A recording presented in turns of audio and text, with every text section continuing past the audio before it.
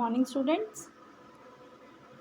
I'm Shashi, and today we are going to read a poem named Laser, written by W.H. Davis. So, what do we learn in this lecture? First of all, we learn about the introduction of the poem, then about the poet, then explanation of each stanza. After that, we learn about the poetic devices used in the poem. Then this is the introduction of the poem. Let's start. This poem, Laser, is written by poet William Davis, who is telling us about our busy life. We have no time to admire the nature around us. Even we cannot spare a few moments to stand under the branches of green trees and enjoy its beauty.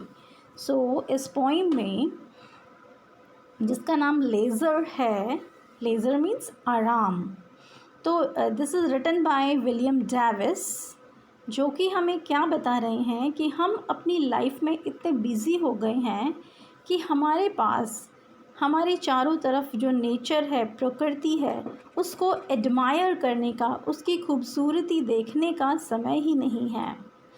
Even we cannot spare a few moments to stand under the branches of green trees and enjoy its beauty. और हमारे पास इतने moments भी नहीं हैं कि हम green branches के नीचे खड़े हो जाएं और उसकी ब्यूटी को एंजॉय करें.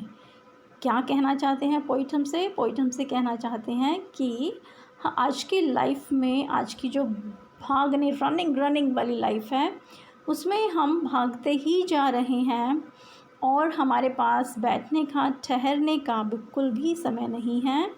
और हमारे चारों तरफ जो ब्यूटी है, नेचर ब्यूटी है, जो खूबसूरत चीज़ें हैं, उनको भी देखने का समय नहीं है. So first we learn about the poet. This is the poet W.H. Davis. He was an English poet born in a poor family in Wales. ये पोइट पुअर फैमिली से बिलोंग करते हैं और वेल्स में इनका बर्थ हुआ था. He was written mostly about nature or life on the road. He writes in a natural, simple and earthy style. His poem Laser depicts the predicament of the modern man who has gained the whole world but lost his own soul. इस क्या हमें बताया गया है author के, poet के बारे में कि W.H. डेविस पुअर फैमिली से बिलोंग करते हैं और वो अपनी पोइम्स में nature, life on the road, इनके बारे में वो लिखते आए हैं. और उन्होंने नेचुरल यानी प्रकृति, सिंपल चीज़ें, अर्दी स्टाइल यानी कि जो एक सिंपल स्टाइल होता है, उनके बारे में लिखा है. उनकी ये पोइम लेज़र हमें डिपिक्ट करती है, हमें दर्शाती है एक मॉडर्न मैन के बारे में जो इस पूरे वर्ल्ड को पाने की इच्छा से अपने आप को, अपनी आत्मा को भूल गया है. और उसमें वो अंदर से कितना खूबसूरत है, उसमें कितने गुण हैं, वो उन सब को भूल कर बस पावर ही पावर लेना चाहता है. तो ये पोइट हमें यहाँ पर कहना चाहते हैं. Then this is the explanation of the poem. Yes, let's start. What is this life if full of care? We have no time to stand and stare. No time to stand beneath the boughs and stare as long as sheep and cows. So, what does the poet want to say? He wants to say that what is this life if, कि हमारी इस life का क्या मतलब है. हम इतने care से हम इतनी देखभाल करते हैं और इतने केयर से हम रहते हैं कि हमारे पास मीन्स कहने का मतलब है कि हम इतने बिज़ी रहते हैं that we have no time, हमारे पास कोई टाइम ही नहीं है कि हम to stand and stare. Stare का मतलब होता है घूरना, बट यहाँ पे मतलब है देखना, ध्यान लगाना कि हम अपने चारों तरफ की सुंदरता को, प्रकृति को हम देखते ही नहीं हैं। और हमारे पास और हम क्या कहते क्या हैं कि हमारे पास टाइम ही नहीं है इन सब चीज़ों के लिए। So no time to stand beneath the boughs. Boughs होता है ब्रांचेस ऑफ द ट्री। हमारे पास समय ही नहीं है कि हम पेड़ के नीचे जाके खड़े हों और उसकी सुंदरता को देखें। And stare as long as sheeps और काउज। और जैसे शीप्स और काउज प्रकृति का मज़ा लेती हैं और नेचर में ही रहती हैं, बट हम इंसान आज अपने नेचर को भूल गए हैं। और यही रीज़न है कि हम आज इतनी बीमारियों से घिर गए हैं, क्योंकि हमने प्रकृति को इग्नोर किया है। सो हेयर बेटा, first of all I want to tell you that कि you are in 6th class. So poem पढ़ने के लिए कुछ नए फीचर्स भी आपके पास आए हैं। अभी आपको एक नई चीज़ यहाँ पर बताई जाएगी, that is figure of speech. Figure of speech क्या होता है वो आपको बताएंगे। जैसे हम अपने आप को ब्यूटीफाई करने के लिए, अपने आप को सुंदर बनाने के लिए हम गहनों का प्रयोग करते हैं, हम गहने पहनते हैं, लाइक दैट हम अपनी पोइम को भी, अपनी राइटिंग को भी ब्यूटीफुल बनाने के लिए हम कुछ गहने इसको पहनाते हैं, ठीक है, कुछ ज्वेलरी हम इसे पहनाते हैं। And what is that jewellery known as? That jewellery is figure of speech. For example यहाँ पर आप देखेंगे care, stare, boughs, cows. So ये ending these lines end with the same rhyming words. Rhyming words आपने किया होगा, तो ये सेम राइमिंग वर्ड पर एंड होते हैं, यानी ये वर्ड्स, ये लाइन्स एंड होती हैं सेम म्यूज़िकल इफ़ेक्ट के साथ। सो इनको हम बोलते हैं राइमिंग वर्ड्स, एंड स्कीम को हम कहेंगे rhyming scheme. Okay, then we have figure of speech used in this poem is in these two stanzas alliteration. Alliteration you can see here, stand and stare. alliteration क्या होता है? जब एक ही letter एक line में रिपीट होता है at the starting of the word के स्टार्टिंग में, वहाँ पर alliteration होता है। अब यहाँ देखिए स्टैंड एंड स्टेयर, स्टैंड स, स्टेयर स, साउंड यहाँ पर रिपीट हुई है, तो यहाँ दिस इज़ alliteration। और नीचे वाली लाइन में भी देखिए बीनीथ बोज, सो ब sound is repeated, so it means यहाँ दोनों जगह alliteration यूज़ हुआ है। एंड सीमली यूज़ हुआ है।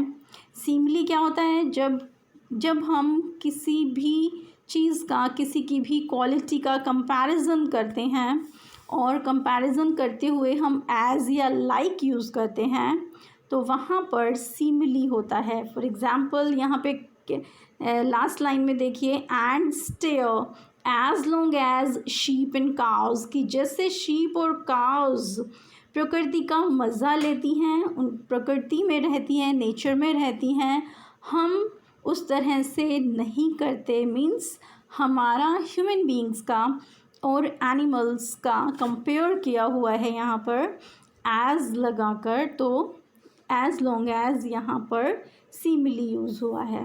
ठीक है, I hope you understand. Then no time to see when woods we pass where squirrels hide dear nuts in grass। क्या कहा गया है इसमें कि हमारे पास इतना भी समय नहीं है कि जब हम वुड्स होते हैं फॉरेस्ट, पोइट्री में या कई बार आपको इंग्लिश लिटरेचर में आपको फॉरेस्ट के लिए वुड्स वर्ड मिलेगा, वुड या वुड्स, तो इट मीन्स लकड़ी नहीं, इसका मतलब है फॉरेस्ट। सो जब हम जंगलों से, फॉरेस्ट से होकर गुज़रते हैं, तो हमारे पास इतना भी समय नहीं है कि हमारे आसपास क्या हो रहा है हम उसको देखें। Where squirrels hide their nuts in grass, जहाँ पे स्क्विरल्स, गिलहरी अपने नट्स ग्रास में छुपाती हैं. You can see in this picture, it's very cute and beautiful. So no time to see in broad daylight, streams full of stars like skies at night.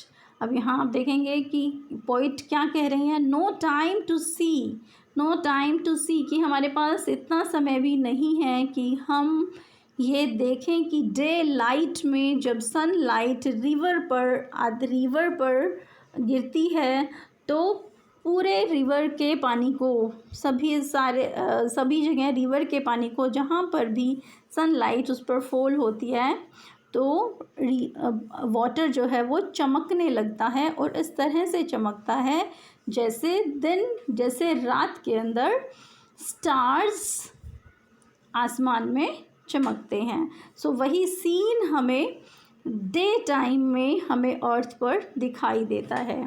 Okay, सो यहाँ पर आप देखेंगे कि मैंने लाइक को underline किया हुआ है. सो अभी पीछे मैंने आपको बताया था कि एज और लाइक जहाँ पर यूज़ होते हैं, अब यहाँ पे रिवर वाटर के ऊपर जो सनलाइट आती है और वो चमकते हैं, ब्राइटनेस उसमें आती है, तो उसको कंपेयर किया गया है नाइट स्काई से, stars in the night sky से. सो इसीलिए लाइक लगाया है, और लाइक है तो इट मीन्स यहाँ पर सिमिली यूज़ हुआ है. ठीक है. एंड देन वी सी एक चीज़ और आप इसमें देखेंगे, no time to see repeat हुआ है. और जब एक ही लाइन या एक ही वर्ड या फ्रेज़ सभी स्टैंजाज में रिपीट होते हैं, देन रेपिटिशन वहाँ पर यूज़ होता है. ठीक है. This is also a figure of speech. Next यहाँ पे आपको बताया गया है alliteration. Yes, alliteration is also used. You can see the first line, when woods we, वो sound is repeated here, so it means alliteration is used.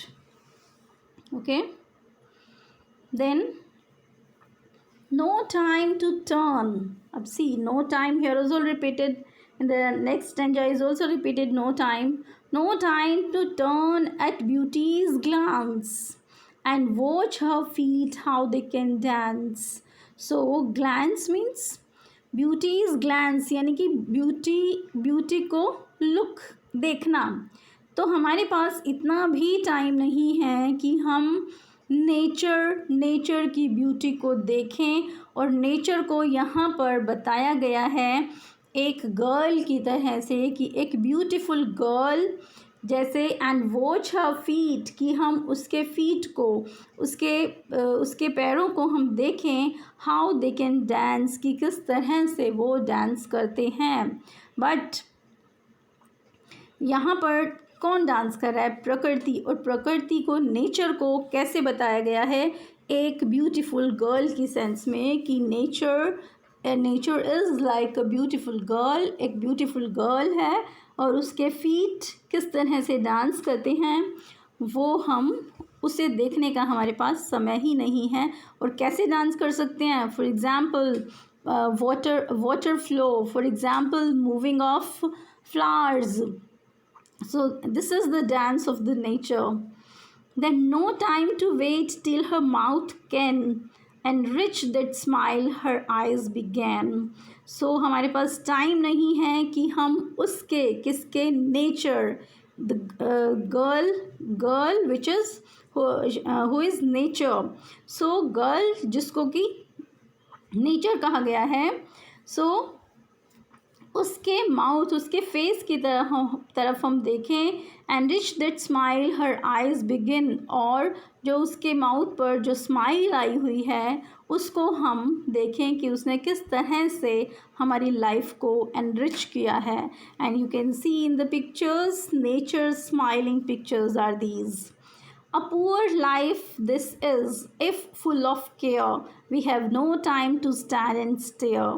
और हमसे poor life किसी की हो नहीं सकती कि हमारे पास इतना भी समय नहीं है कि हम थोड़ी देर नेचर के साथ गुजारें, थोड़ा टाइम नेचर के साथ स्पेंड करें और अपने आप को हैप्पी रखें.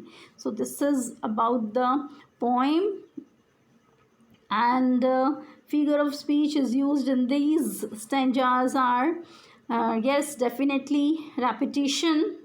Repetition is not written here, but I'm telling you, I forgot to write repetition here.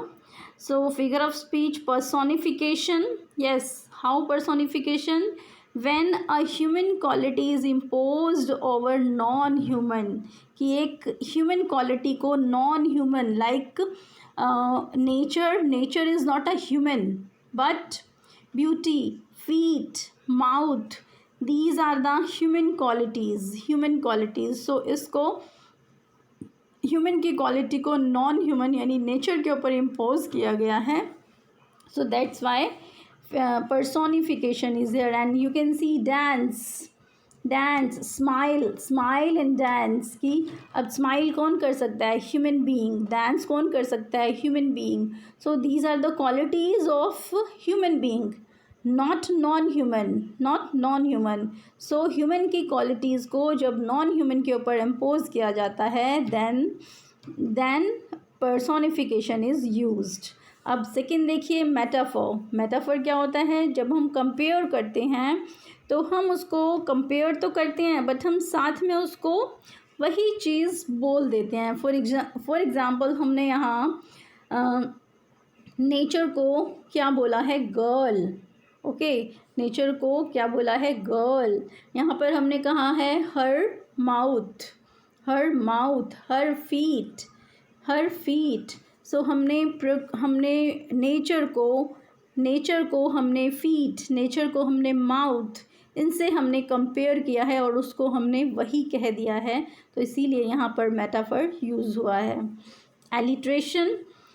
Yes, alliteration, I told you, when a sound is repeated in a line, then of course there is alliteration. You can also find out stand and stare. यहाँ पर आपका alliteration use हुआ है. और आप मुझे ढूंढ के बताइए कि कहाँ पर हुआ है. Then the summary of the poem. This poem tells that the people are so busy that they have no time to look upon the beauty that spread around. कि पोइम में क्या कहा गया है कि लोग इतने बिज़ी हैं कि उनके पास हमारे चारों तरफ जो ब्यूटी, नेचर ब्यूटी जो बिखरी हुई है, हमारे चारों तरफ जो फैली हुई है, उसको देखने का भी हमारे पास समय नहीं है. The common animals like sheep and cows are but better than us in enjoying life. वो भी हमसे ज़्यादा लाइफ को enjoy करते हैं. When we pass through some forest, we do not have time to stop for some moments to look and enjoy its natural beauty. और जब हम किसी फॉरेस्ट से पास ऑन होते हैं, गुजरते हैं, सो हमारे पास इतना भी समय नहीं है कि हम वहाँ बैठें और वहाँ की ब्यूटी को enjoy करें. The dark green trees provide a soothing effect, but we are always in a hurry and cannot enjoy at least the simple beauty. और dark green trees जो कि हमें shade देते हैं, और यहाँ पर मैं बताऊँगी नहीं कि क्या क्या करते हैं, we all know that. So उसको भी admire करने का हमारे पास टाइम नहीं है. Also, we cannot look at the small animals like squirrels hiding their food grain in the grass for the winter. Winter के लिए जैसे squirrels अपना food grain hide करती है, तो उसकी इस activity को देखने का भी हमारे पास टाइम नहीं है. Means this is an example. बोला गया है कि छोटी छोटी चीज़ों में हमें खुशियाँ मिलती हैं, बट हम उसको इसलिए इग्नोर कर देते हैं ये सोच कर कि हमारे पास टाइम नहीं है. बट गाइस, हर किसी के पास 24 आवर्स ही होते हैं. ये हमारे ऊपर डिपेंड होता है कि हम अपनी लाइफ को कैसे एंजॉय करें और कैसे अपना एम गेन करें. सो during daytime, when the rays of the sun fall upon the clear water of the rivers, the water reflects and shines like stars in the sky. During night, मैंने आपको बताया कि जब रिवर वाटर पर sunlight fall करती है तो water reflect करता है और शाइन करता है स्टार्स की तरह से, और उसको कंपेयर किया गया है नाइट स्काई से. But busy people do not have time to see this. परंतु हम बिजी इतने हैं कि हमें उसको देखने का टाइम ही नहीं है.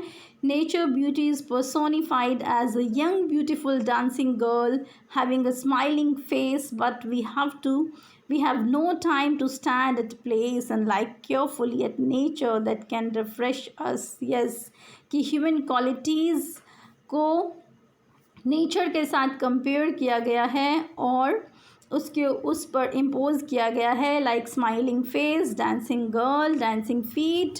सो हमारे पास एट लास्ट पोइम यही कहता है, पोइट यही कहता है कि हमारे पास समय नहीं है कि हम हमारे चारों तरफ जो नेचर है, ब्यूटीफुल नेचर है, उसको हम वॉच करें, देखें. Then figure of speech used are simile. Simile मैंने आपको बताया कि जब हम कंपैरिजन करते हैं दो चीज़ों का एज और लाइक लगाकर, तब सीमली होता है. मेटाफर, जब हम उसको उसी जिससे कंपेयर कर रहे हैं हम उस वही क्वालिटी उसको बोल देते हैं. जैसे डांसिंग फीट, जैसे स्माइलिंग फेस. सो वहाँ पर मेटाफर यूज़ हुआ है. Then personification, when human qualities को नॉन ह्यूमन पे इम्पोज कर दिया जाए, then personification. Then alliteration, when a sound is repeated in a line, then this is personification. So now I have something for you, let's enjoy it. No time to see, when woods we pass. अब इसमें आप देखेंगे क्या है, when woods we, व sound is repeated. So अब आपको answer मिल गया होगा कि व साउंड रिपीटेड है. Then musical effect is here. So क्या है यहाँ पर, कौन सा फिगर ऑफ स्पीच यूज़ है, एलिट्रेशन. और एलिट्रेशन को यूज़ करके हम बहुत सारे टंग ट्विस्टर्स बना सकते हैं. So try to speak this tongue twister. Betty boiled some butter, but the butter was bitter. So Betty brought some butter to make bitter butter better. So try to speak it 3 times fastly. You will enjoy it. I hope you understand the poem. Thank you, students.